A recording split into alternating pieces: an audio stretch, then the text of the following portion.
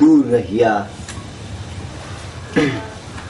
یہ جو کہہ رہے ہیں وہ بات یہ ہے کہ سب سے پہلے انہوں نے بات کہی کہ عربوں کے اندر جو جہالت تھی اس کی حد یہ ہے جس کے لیے امیر المومنین کا یہ فرمان انہوں نے سنایا ہے کہ امیر المومنین صلی اللہ علیہ وسلم فرمائے کہ پیغمبر صلی اللہ علیہ وسلم کو پروردگار عالم نے اسی جب مبعوث کیا ہے تو اس وقت ان کو اس قدر جاہل رکھا کہ گویا وہ کتاب بھی نہیں پڑھ سکتے تھے. اور پھر کہتے ہیں کہ ایسی حالت میں اور ایسے ماحول میں پیغمبر اسلام صلی اللہ علیہ وسلم آج سماج کے اندر اگر تعلیم لینا بھی چاہتے تو وہ لے نہیں سکتے تھے، اس لیے کہ ان کو تعلیم دینے والا دور دور تک اس بیابان اور اس صحرا وادیوں میں کوئی نہیں تھا، لہذا ان کی یہ خواہش پوری بھی نہیں کر سکتے. دوسری بات یہ ہے کہ اگر آپ اس ماحول کے اور اس تعلیم جو جہالت کی تعلیم تھی اگر اس کو حاصل بھی کرتے تو گویا کہ وہ ساری عادتیں اور وہ سارے رواج اور وہ ساری عبادتیں آپ کے اندر بھی آ جاتی جو اس ماحول کے اندر تھی. مثلا مثال دیتے ہوئے بھی وہ کہتے ہیں جیسے مثلا بت پرستی یا مثلا اور گندی عادتیں ہیں جیسے خون ریزی کرنا، خون خرابہ کرنا یا بچیوں کو زندہ درگور کر دینا وغیرہ وغیرہ. یہ ہے پیراگراف کا ترجمہ جس کے اندر وہ پیغمبر اسلام کی کس طرح سے گویا کہ دھجیاں اڑا رہے ہیں اور پیغمبر کی کس طرح سے جو ہے وہ تذلیل کر رہے ہیں وہ آپ ملاحظہ فرما رہے ہیں.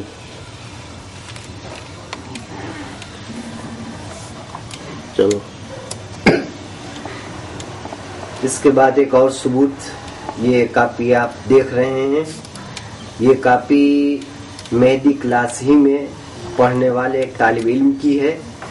آپ اس کاپی میں جو سوال جوابات اور جو چیزیں جو نوٹس لکھائی گئی ہیں اس کی ان نوٹس میں سے یہ 5ویں اور 6ٹھے نمبر کی نوٹ آپ ملاحظہ فرمائیں. اس کی عبارت گجراتی پڑھتے ہیں ہم، اس کے بعد سمجھاتے ہیں.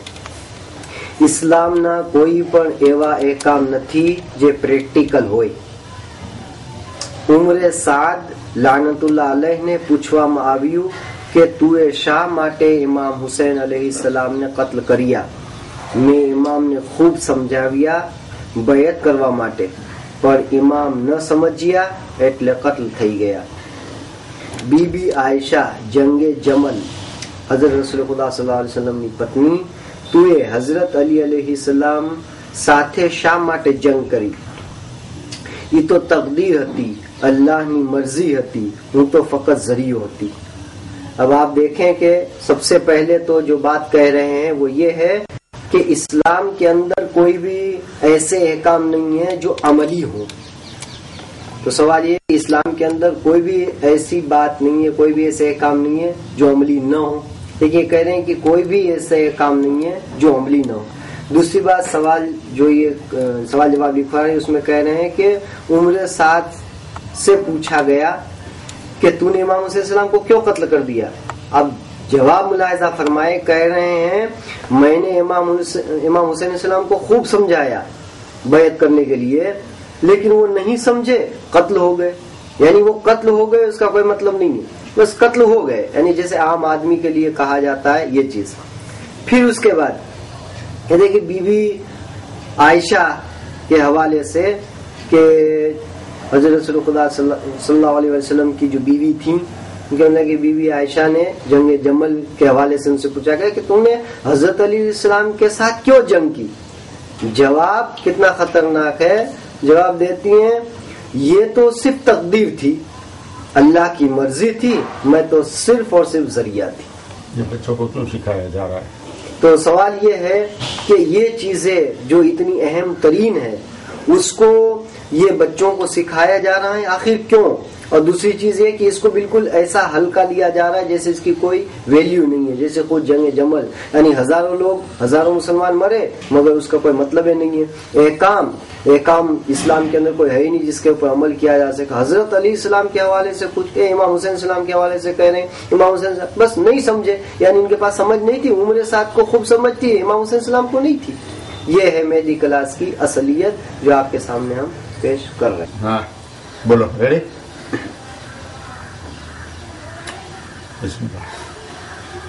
اس کے بعد ایک اور ثبوت، یہ کتاب آپ کے سامنے ہے، یہ کتاب ایسوسیشن آف امام مہدی کی طرف سے چھپی ہوئی ہے، دعائے ندبہ کے حوالے سے، نام اس کا دعائے ندبہ ہی ہے جیسا کہ اوپر گجراتی پہ لکھا بھی ہے۔ اسی کے اندر زیارت امام زمانہ جو روز جمعہ پڑھنے کی ہے، یہ وہ زیارت، اس زیارت میں ایک جملہ جو آیا ہے، یہ انڈر لائن کیا ہوا ہے، کراؤنس میں لکھا ہے، آپ دیکھ سکتے ہیں، اس میں لکھا ہے السلام علیکہ ایھا المحذب الخائف۔ اس کا ترجمہ انہوں نے کیا ہے، سلام تھا آپنا اوپر اے پاک پوتر ان جاننا جوخم تھی چھپائلا، لیکن اے آپ پر سلام ہو اے وہ کہ جو پاک ہیں، پاکیزہ ہیں اور اپنے جان کے خوف سے، جان کے جوخم سے چھپے ہوئے ہیں۔ تو آیا مسئلہ یہ ہے کہ امام زمانہ عجل اللہ تعالیٰ فرجہ شریف کیا اپنی جان کے خوف سے چھپے ہوئے ہیں یا حکم خدا کے تحت چھپے ہوئے، مصلحت الہی کے مد نظر اور ان کے حکم کے مطابق چھپے ہوئے ہیں؟ تو یہاں وہ یہ صاحب لے صرف جان کے جوخم سے وہ چھپے ہوئے ہیں۔ یہ خائف کا انہوں نے ترجمہ کیا ہے، جو کہ صاف جو ہے ہم شیعوں کے خلاف بات ہے۔ اسی کتاب کے اندر ہے اور وہ خود دعائے ندبہ کا جملہ ہے۔ جملے کی عبارت یہ کاؤنس میں آپ دیکھ رہے ہیں، وَذَلِكَ بَعْدَ أَن بَوَّأْتَهُ مُبَوَّأَ صِدْقٍ مِّنْ أَهْلِهِ۔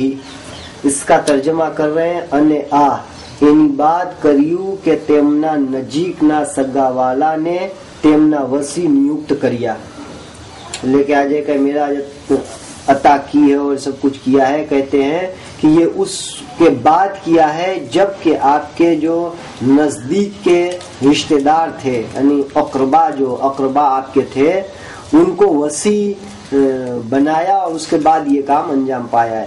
سوال یہ ہے کہ اس عبارت جو آپ دیکھ رہے ہیں لکھا ہے ذالک مبوّأ صدق من اہلہ، تو یہ اہل ہی کا ترجمہ کر رہے ہیں، نجیک نہ سگا والا یعنی اقربا۔ تو کس عنوان سے، کس حساب سے اور کس اعتبار سے یہ اہل ہی کا ترجمہ اقربا کر رہے ہیں، جبکہ اہل ہی کا مطلب یہ ہوتا ہے کہ ان کے اہل، ان کے لائق، ان کی حیثیت کے، اس کے مستحق، یہ سارے تو ترجمے ہو سکتے ہیں۔ اگر یہ آیا ہوتا صدق من اقربائہ تو یہ ترجمہ ہوتا کہ آپ کے اقربا لوگ، لیکن یہ اپنے کس طرح سے گویا کہ اس میں لوگ مانی کرتے ہیں اور بچوں کو اور پبلک کو اور عوام کو دھوکہ دیتے ہیں، اس کو خاص کر کے آپ اس میں دیکھیے کہ من اہل ہی کا لفظ آیا ہے، وہ اس کا ترجمہ کر رہے ہیں کہ ان کے نزدیک کے رشتہ دار یعنی اقربا لوگوں کو۔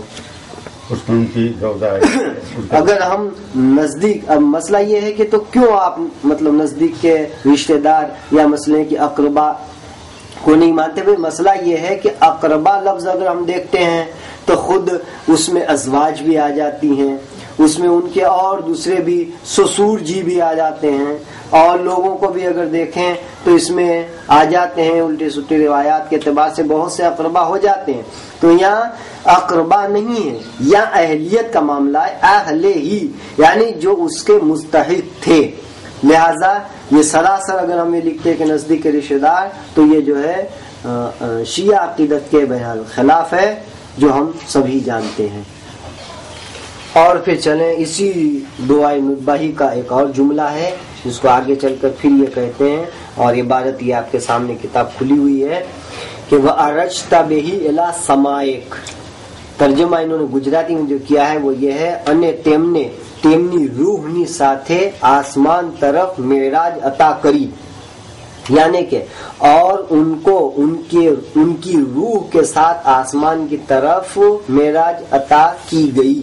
یہ انہوں نے ترجمہ کیا ہے. حالانکہ ہم دیکھیں وَعَرَجْتَ بِهِ إِلَى سَمَائِكَ، سیدھا ترجمہ اس کا یہ ہوتا ہے کہ اور ان کو خداوند عالم نے یعنی پیغمبر اسلام کو اپنے آسمان کی طرف بلندی عنایت فرمائی، یعنی کہ معراج عطا فرمائی. یہ ہے اس میں وَعَرَجْتَ بِهِ إِلَى سَمَائِكَ، اس میں کہیں بھی لفظ روح آیا ہی نہیں ہے، مگر جس طریقے سے پبلک کو یا طلاب کو یا لوگوں کو عوام کو جو بیوقوف بنایا جاتا ہے، اس عبارت میں ہم اس کو صاف طور پہ دیکھ سکتے ہیں. وَعَرَجْتَ بِهِ إِلَى سَمَائِكَ یعنی ان کو معراج عطا کی گئی کی اپنے آسمان کی طرف. یہ ہے اس کا ترجمہ. لیکن یہ کر رہے ہیں کہ نہیں، ان کو ان کی روح